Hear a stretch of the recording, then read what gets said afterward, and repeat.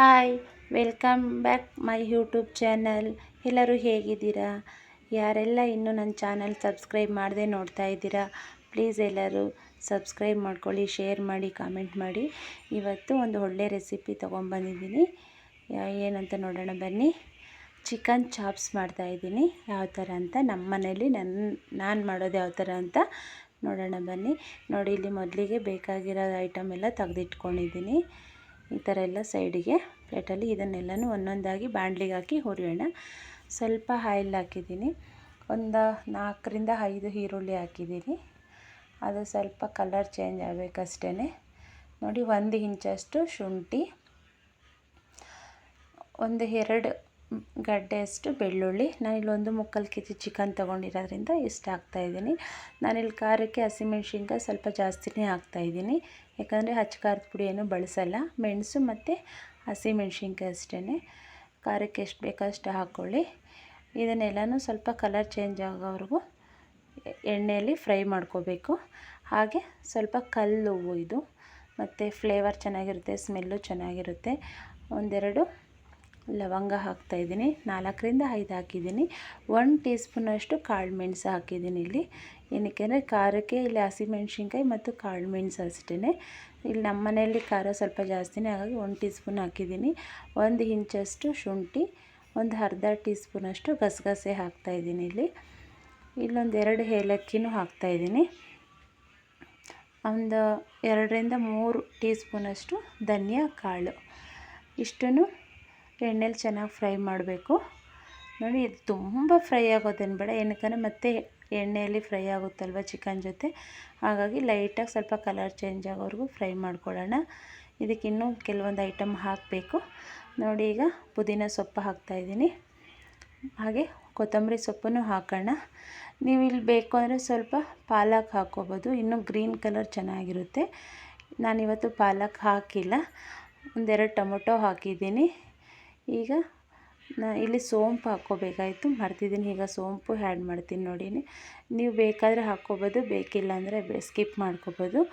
ಮತ್ತು ಮಸಾಲೆ ಐಟಮ್ ಆಗಿರೋದ್ರಿಂದ ಜೀರ್ಣ ಚೆನ್ನಾಗಿ ಕೊಡುತ್ತೆ, ಹಾಗಾಗಿ ನಾನು ಎಲ್ಲ ಮಸಾಲೆ ಐಟಮ್ಗೂ ಸೋಂಪು ಬಳಸ್ತಾ ಇರ್ತೀನಿ. ಹಾಗೆ ಇಲ್ಲೊಂದು ಅರ್ಧ ಟೀ ಸ್ಪೂನಷ್ಟು ಸೋಂಪು ಹಾಕಿದ್ದೀನಿ.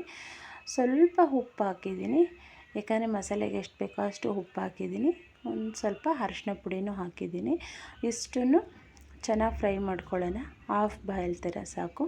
ನೋಡಿ, ಇದು ತಣ್ಣಗಾಗಬೇಕು. ತಣ್ಣಗಾಗಿದ ತಕ್ಷಣ ಎಲ್ಲ ಮಿಕ್ಸಿ ಮಾಡ್ಕೊಳ್ಳೋಣ. ಬೇಕಿದ್ರೆ ಇಲ್ಲಿ ಸ್ವಲ್ಪ ಹುರ್ಗಡ್ಲೆನೂ ಹಾಕ್ಕೋಬೋದು, ಜಾಸ್ತಿ ಕ್ವಾಂಟಿಟಿ ಮಾಡ್ತೀರಲ್ವ, ಆಗ ಸ್ವಲ್ಪ ಹುರ್ಗಡ್ಲೆನೂ ಹಾಕ್ಕೋಬೋದು. ನೋಡಿ, ಇಲ್ಲಿ ಫ್ರೈ ಮಾಡಲಿಕ್ಕೆ ನಾನು ಬಾಣಲಿಗೆ ಎಣ್ಣೆ ಹಾಕ್ಬಿಟ್ಟು ಈರುಳ್ಳಿ ಹಾಕ್ತಾಯಿದ್ದೀನಿ, ಮತ್ತು 1-2 ಈರುಳ್ಳಿ ಹಾಕ್ತಾಯಿದ್ದೀನಿ. ಹಾಗೆ ಕಸ್ತೂರಿ ಮೇಥಿ ಹಾಕ್ತಾಯಿದ್ದೀನಿ. ಕಸ್ತೂರಿ ಮೇಥಿ ಜಾಗದಲ್ಲಿ ನೀವು ಹಸಿ ಮೆಂತ್ಯ ಸೊಪ್ಪಿದ್ರೂ ಹಾಕ್ಕೋಬೋದು, ತುಂಬ ಚೆನ್ನಾಗಿರುತ್ತೆ. ನಾನಿಲ್ಲಿ ಕಸ್ತೂರಿ ಮೇಥಿನೇ ಹಾಕ್ತಾಯಿದ್ದೀನಿ. ನೋಡಿ, ಇದು ಸ್ವಲ್ಪ ಕಲರ್ ಚೇಂಜ್ ಆಗಲಿ, ಸ್ವಲ್ಪ ಗೋಲ್ಡನ್ ಕಲರ್ ಬರಬೇಕು ಈರುಳ್ಳಿ. ಈಗ ಚಿಕನ್ನು ಕಟ್ ಮಾಡಿ ತೊಳೆದಿಟ್ಕೊಂಡಿದ್ದೀನಿ. ಇದು ಸುಮಾರು 1.5 kg, 1 ಮುಕ್ಕಾಲು kg ಅಷ್ಟಿದೆ. ನಾನಿವತ್ತು ಸೌದೆ ಒಲೆಯಲ್ಲೇ ಮಾಡ್ತಾಯಿದ್ದೀನಿ, ತುಂಬ ಚೆನ್ನಾಗಿರುತ್ತೆ, ರುಚಿನೂ ತುಂಬ ಟೇಸ್ಟ್ ಅಂತ ನಾನು ಸೌದೆ ಒಲೆ ಮೇಲೆ ಮಾಡ್ತಾಯಿದ್ದೀನಿ. ನೋಡಿ, ಉಪ್ಪು ಹಾಕಿದ್ದೀನಿ ಸ್ವಲ್ಪ. ಚಿಕನ್ ಆದಮೇಲೆ ಸ್ವಲ್ಪ ಅರಿಶಿನ ಪುಡಿ ಹಾಕಿದ್ದೀನಿ. ಎರಡನ್ನೂ ಸ್ವಲ್ಪ ನೋಡ್ಕೊಂಡು ಹಾಕೋಬೇಕು, ಏನಕ್ಕೆ ಮಸಾಲೆಯಲ್ಲಿ ಆಲ್ರೆಡಿ 2 ಹಾಕಿದ್ವಿ, ಉಪ್ಪು ಅರಿಶಿನ ಪುಡಿ, ಹಾಗೆ ಸ್ವಲ್ಪನೇ ಹಾಕ್ಕೋಬೇಕು. ನೋಡಿ, ಚೆನ್ನಾಗಿ ಫ್ರೈ ಮಾಡಿಕೊಂಡು ಚಿಕನ್ನಲ್ಲಿರೋ ನೀರಿನ ಅಂಶ ಹೋಗೋವರೆಗೂ ಚೆನ್ನಾಗಿ ಫ್ರೈ ಮಾಡ್ಕೊಳ್ಳೋಣ. ಒಲೆಯಲ್ಲಿ ಅಭ್ಯಾಸ ಇದೆ, ಹಾಗಾಗಿ ಜಾಸ್ತಿ ನಾನ್ ವೆಜ್ ಎಲ್ಲ ಜಾಸ್ತಿ ನಾನು ಸೌದೆ ಒಲೆ ಮೇಲೇ ಮಾಡೋದು, ಚೆನ್ನಾಗಿರುತ್ತೆ. ಹಾಗಾಗಿ ಹಳ್ಳಿ ಸೈಡ್ ಆದಮೇಲೆ ಜಾಸ್ತಿ ಸೌದೆ ಒಲೆಯಲ್ಲೇ ಮಾಡ್ತಾಯಿರ್ತಾರೆ, ಹಾಗಾಗಿ ಅದೇನು ದೊಡ್ಡ ವಿಷಯ ಏನಲ್ಲ. ನೋಡಿ, ಸೌದೆ ಒಲೆ ಚೆನ್ನಾಗಿದೆ, ಟೇಸ್ಟ್ ಅಂತೂ ತುಂಬ ಚೆನ್ನಾಗಿ ಬರುತ್ತೆ ಈ ಥರ ಮಾಡಿಕೊಂಡ್ರೆ. ನೋಡಿ, ಆಲ್ಮೋಸ್ಟ್ ಎಲ್ಲ ನೀರೆಲ್ಲ ಹಿಂಗ್ತಾ ಇದೆ ಚಿಕನಲ್ಲಿ. ಆಗಲೇ ರುಬ್ಬಿಟ್ಕೊಂಡಿದ್ವಲ್ಲ ಮಸಾಲೆ, ಅದನ್ನೆಲ್ಲ ಸೇರಿಸಿದ್ದೀನಿ. ಸೇರಿಸ್ಬಿಟ್ಟು ಚಿಕನ್ ಎಷ್ಟು ಬೇಕೋ ಅಷ್ಟು ನೀರು ಹಾಕ್ಕೋಬೋದು. ಮೇಲೆ ಗರಂ ಮಸಾಲ, ಚಿಕನ್ ಮಸಾಲ ಏನೂ ಅವಶ್ಯಕತೆ ಇಲ್ಲ. ಈ ಥರ ಮಾಡಿ ತುಂಬ ಟೇಸ್ಟ್ ಇರುತ್ತೆ. ನೋಡಿ, ಎಷ್ಟು ಬೇಕೋ ಅಷ್ಟು ನೀರು ಹಾಕ್ಕೊಂಡು ಚೆನ್ನಾಗಿ ಫ್ರೈ ಆಗೋವರೆಗೂ ಬೇಯಿಸಬೇಕು. ಬೇಗನೆ ಬೆಂದೋಗುತ್ತೆ. ಮಸಾಲೆನೂ ಜಾಸ್ತಿ ಎಣ್ಣೆಲೆಲ್ಲ ಫ್ರೈ ಮಾಡಿರ್ತೀವಲ್ಲ, ಹಾಗಾಗಿ ಏನು ಜಾಸ್ತಿ ಟೈಮ್ ತೊಗೊಳ್ಳಲ್ಲ. ನೀರು ಮಾತ್ರ ಸ್ವಲ್ಪ ನೋಡ್ಕೊಂಡು ಹಾಕ್ಕೊಳ್ಳಿ. ನೋಡಿ, ಫೈನಲಿ ಎಷ್ಟು ಚೆನ್ನಾಗಿ ಬಂದಿದೆ. ಚಿಕನ್ ಚಾಪ್ಸು ತುಂಬ ರುಚಿ ಇರುತ್ತೆ, ತುಂಬ ಚೆನ್ನಾಗಿರುತ್ತೆ.